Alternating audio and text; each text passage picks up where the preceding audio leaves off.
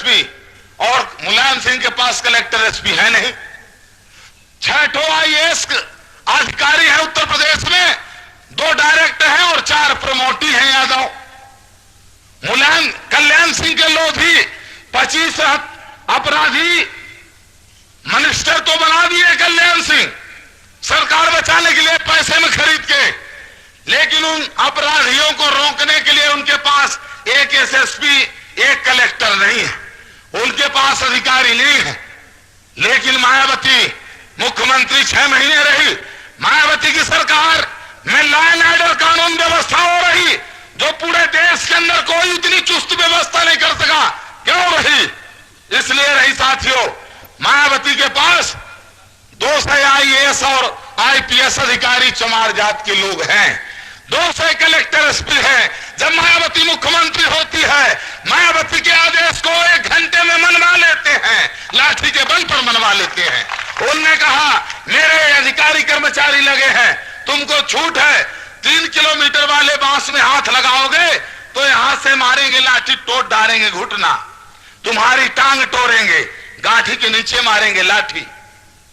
बोले अगर तुम्हारी फिर भी गुंडागर्दी ना उतरी, 2 किलोमीटर वाले को छुओगे तो तुम्हारा सर फाड़ डालेंगे मार के। अगर इसके बाद तुम्हारा गुंडागर्दी में और ज्यादा इजाफा हुआ, 1 किलोमीटर वाली जो बैरिकेड है, उस बैरिकेड में अगर तुम हाथ लगाओगे तो हमारे अधिकारियों को मैंने आदेश दिया है, जैसे भड़भूजा चना भूंज डालता है वैसे तुम गोलियों से इनको चना जैसा भूंज डालना।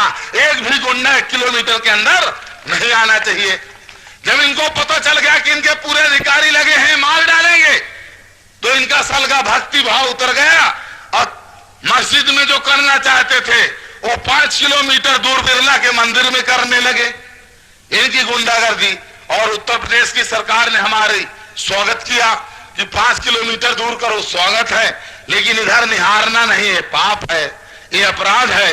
तो साथियों, ऐ मुस्लिम समाज के लोगों, होश में आकर सुन लो, तुमको अगर इस देश के अंदर भी इंसानियत मिलेगी, इंसाफ मिलेगा, तुम्हारे मन के जो भय है, आतंक है, निकलेगा, वो उसी दिन निकलेगा जब इस देश की सरकार बहुजनों के हाथ में होगी। तब जब तक बहुजन समाज इस देश का शासक नहीं होगा, तब तक तुम्हारे मन में भय और आतंक बना रहेगा, तब तक तुमको कोई सुरक्षा नहीं देगा, तब तक बाबा साहब के कानून की कोई रक्षा नहीं करेगा।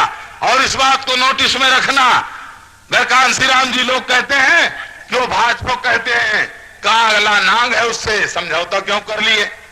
अरे आपको अकल नहीं आई? काला नाग एक निकलता तो पूरे लोग भाग दोगे फंसकार मारने से। एक काला नाग ऐसा होता है जिसको एक 5 साल का 8 साल का लड़का बेने लिए टोपरिया में बैठा है, नचाता रहता है, नहीं नचाता, काला नाग है वो भी, लेकिन वो भूपू भूपू करता है तो नाचने लगता है, और जैसे टोकनिया धरता वैसे चपक के बैठ जाता है। तो आपको सोच लेना चाहिए, कांसीराम अगर सांप से समझौता करता है तो सांप की जहर वाली थैली को पहले निकाल लेता है कि उसका जहर न लगना चाहिए, थैली निकाल लो। तो साथियों, कांसीराम जी के सोच को, वो वैज्ञानिक आदमी है इस देश का, जिसने इस देश के अंदर हजारों साल के टूटे हुए समाज को 6000 टुकड़े में जो बटा है समाज, पिछड़ा वर्ग SC ST के नाम से, अल्पसंख्यक के नाम से 6000 जाति में बटे हुए समाज को कांसीराम जी ने 600 जातियों को जोड़ा है।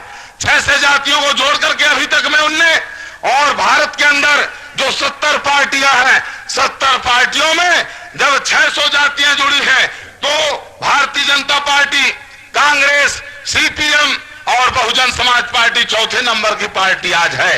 66 पार्टियों को पीछे छोड़ के और बहुजन समाज पार्टी देश में चौथे नंबर की पार्टी है। लेकिन साथियों, आने वाले समय में इस बात को नोटिस में रख लेना, 5 साल का जो और लक्ष्य रखा गया है, 6 से जातियां, 6 से टुकड़े और जोड़ करके 12 से टुकड़े जोड़ करके, और बहुजन समाज पार्टी भारत में 5 साल के बाद नंबर 1 की पार्टी बनेगी। और नंबर 1 की पार्टी नहीं, 5 साल बाद भारत में बहुजन की सरकार होगी। कोई सोचे गुंडा, अगर कोई सोचे बाहुबली कि मैं रोक लूंगा, परिवर्तन को कोई नहीं रोक सकता है। मैं चुनौती देता हूं, अगर किसी में बाहुबल है, अगर किसी में धन की दौलत की बड़ी घमंड है, सूरज को डूबने से अगर रोक दे तो सुखलाल कुशवाहा कह सकता है कि बहुजन समाज के आंदोलन को कोई रोक देगा। साथियों, अगर सूरज डूबेगा बहुजन समाज आने वाले समय में शासक बनेगा और अपने बलबूते पर बनेगा, तलवा चाट के भीख मांग के नहीं, बहुजन समाज में भाईचारा पैदा करके। इसलिए साथियों, आने वाले समय में ऐ मेरे कुशवाहा समाज के लोगों, तुम लोग पैर धोने की तमन्ना जो तुम्हारे मन में अगर पैदा हो गई हो, उस तमन्ना झूठी को थूक दो। ये अपमान है और तुम भी मान सम्मान से दियो।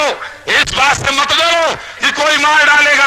तलवे चाटने वाला, इज्जत लुटवाने वाला कोई जिंदा नहीं रहता है। जो पैदा होता हो मरता जरूर है। जीने मरने की चिंता छोड़ दो, तुमको सम्मान से जीना है, तुमको सीना उठा के जीना है। मेहनत करने वाले आदमी हो, मशक्कत करने वाले हो, तुम तलवे चाट कर मत जियो, तुम किसी के दया मोकरम पर मत जियो, तुम सम्मान से जियो। बाबा साहब अम्बेडकर का वरदान है, तुम्हारे पास करोड़ों लोग मिलकर के तुम एक बिरला की मुकाबला दौलत में नहीं कर सकते हो। लेकिन साथियों, बाबा साहब ने जो वरदान दिया है कि तुम टाटा बिरला डालमिया से लड़ने के लायक धन में तो नहीं हो, लेकिन जब 5 साल में तुमको मौका आ रहा है, जैसे नवंबर में मौका आ रहा है, झोपड़ी वाले लोगों जागो, भाईचारा पैदा करो, आपस में एक दूसरे को गले लगाओ। तुम नीचे छूते बन करके अलग अलग मत रहो। तुम जनेऊ पहन के और सिंह लिख के बहुत क्षत्रिय और ब्राह्मण मत बनो। तुम 100 साल जनेऊ पहनोगे, इतना पतला नहीं, इतना मोटा जनेऊ पहनोगे, लेकिन तुम्हारी बारात श्यामाचरण शुक्ला के जाने वाली नहीं है। तुम खूब सिंह लिखोगे, आगे पीछे सिंह लिखोगे, तो तुम अर्जुन सिंह के समधी बनने वाले नहीं हो। तो तुम होश में आओ, तुम अपने इतिहास के अध्याय से जुड़ो। और ये वोट जो बाबा साहब ने दिया है वरदान, 5 साल में मौका मिलता है, आने वाले समय में नवंबर में मौका मिलेगा। तुम गरीबों, झोपड़ियों वाले, तुम सब एक हो जाओ और अपने से गरीबों को गले लगाओ। अपने फूल और पत्ता सींचने में बगीचा हरा नहीं होता है। बगीचा अगर हरा करना है तो जड़ में पानी डालना पड़ेगा। जो तुमसे गरीब छोटे असहाय लोग हैं उनको गले लगाओ, भाईचारा पैदा करो। और काशी कुर्मी यादव के इनको जो भाजपा के चमचे बने हैं इनको बने रहने दो। ये कितने दिन तक रहेंगे? आज उत्तर प्रदेश में अगर कांग्रेस का सफाया हो गया है साथियों, जो कांग्रेस कल 42% वोट पाती थी, आज वो 2% में आ गई है। अगले बार चाहे कल चुनाव हो चाहे परसों, उत्तर प्रदेश में बहुजन समाज इस बार भारतीय जनता पार्टी का सफाया करेगा। और आने वाले समय में 2 चुनाव के बाद हम केंद्र में इनका सफाया करेंगे। मनुवाद को दफनाएगा बहुजन समाज और अम्बेडकरवाद की सरकार बनाएगा। इसमें भीख मांगने की जरूरत नहीं है। इसलिए साथियों, जो एक रानी की वोट है और एक मेहतरानी की वोट है, दोनों की कीमत बराबर है। रानी सिंधिया का दौलत का मुकाबला 1 करोड़ मेहतरानियां नहीं कर सकती हैं, लेकिन रानी सिंधिया को उनकी 1 वोट पड़े और 2 मेहतरानी वोट डाले, और मेहतरानियों की बहनों की संख्या भी ज्यादा है। इसलिए साथियों, रानी और मेहतरानी का वोट बराबर है, राजा और रंक का वोट बराबर है। वोट के वरदान का सहारा लो और आने वाले समय में ये जो गुंडे हैं, ये जो काला धन है इनके पास, माफियों के पास, ये तुमको शराब कंबल धोती बांटेंगे। इनसे सावधान रहो। इनका शराब ले पी लो, कंबल धोती रख लो, लेकिन एक काम जरूर करो, जब वोट डालने जाओ तब तुम हाथी को जरूर ढूंढ लो। हाथी जब तुम्हारे साथ हो गया, तुम्हारी बिगड़ी बात बनेगी। तो साथियों, आने वाले समय में मानवर कांशीराम जी के संघर्षों से आप लोग प्रेरणा लेंगे, अपने मन की दीनता और हीनता को त्यागेंगे। और आने वाले समय में ये जो नवंबर का चुनाव है, मैं ऐसी उम्मीद रखूंगा कि आने वाले समय में उत्तर प्रदेश वाली स्थिति आप लोग मध्य प्रदेश में पैदा करेंगे, ऐसा मुझे पूरा विश्वास है। इसी आशा विश्वास के साथ आप सबको धन्यवाद देते हुए, आप सबका स्नेह प्यार और आशीर्वाद चाहते हुए मैं अपनी बात समाप्त करूंगा। जय भीम, जय भारत। सुखलाल कुशवाहा जिंदाबाद, जिंदाबाद, जिंदाबाद। सुखलाल कुशवाहा जिंदाबाद, जिंदाबाद, जिंदाबाद।